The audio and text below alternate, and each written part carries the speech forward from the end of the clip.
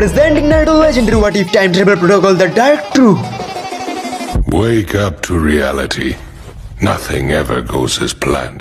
আমরা দেখতেছিলাম ghost of উচিয়া Madara সবকিছু জেনে গেছে। ইনফিনিট সুকিউমি শুধুই একটা ইলিউশন মাত্র। তাই গোস্ট অফ উচিয়া ডিসাইড করেছে এই স্বপ্নটাকে তাহলে একটি ভয়ানক দুঃস্বপ্ন বানানো যাক। মাদারা উচিয়া ভেবে নিয়েছিল যে নারুটো উজুমাকিকে ওপেনলি ডিক্লেয়ার করবে যুদ্ধের জন্য, নিজের আত্মসম্মান বোধ রেনেগানের ক্ষমতা সবকিছু ফিরিয়ে নেওয়ার জন্য। অন্যদিকে নারুটো উজুমাকি ঠিক এইটার জন্য নিজেকে লাগাতার ট্রেন করতেছিল। সে বুঝে গিয়েছিল নিজের নতুন ভিজুয়াল পাওয়ারকে কিভাবে প্রপারলি ইউজ করা যায়। উচিয়াদের সঙ্গে চূড়ান্ত যুদ্ধ আর খুব একটা দূরে নেই। অবশেষে নারুটো উজুমাকি অবিতো উচিয়াকে মারিয়ে ফেলে ফিস্ট বাম্প করানোর জন্য। আর এটার মাধ্যমে অবিতো উচিয়া নারুটো উজুমাকির ফিউচার ডার্ক মেমোরিজ গুলো দেখে ফেলে। ভয়ানক এক নির্মমতা যা দেখে অবিতো উচিয়া রূপ পর্যন্ত কেঁপে ওঠে। নারুটো শান্ত করে অবিতোকে বলে যে এক্স্যাক্টলি এটার জন্যই আমি আগের রাস্তা থেকে একদমই আলাদা রাস্তা বেছে নিয়েছি। আর এই পথ শেষ করতে আমার ভয়ানক ক্ষমতা আর বিশ্বস্ত সঙ্গী দুইটাই দরকার। অবশেষে অবিতো উচিয়া নারুটো উজুমাকির চিন্তাকে স্বীকার করেই ফেলে। আর এখানে একটি নতুন ওয়াদা অবিতো উচিয়া নারুটো উজুমাকিকে করে, আমি উচিয়া অবিতো সর্ব অবস্থায় তোমার সাথে আছি। কিন্তু তখনই সবচেয়ে বড় একটি সমস্যা তাদের সামনে চলে আসে। অবিতো উচিয়ার নিজেরই বানানো উইল্ড ক্লোন যা ব্ল্যাক জেটসুর কবজায় চলে গেছে। এই ক্লোন এই মুহূর্তে গেট অফ স্ট্যাচু জিনজুরি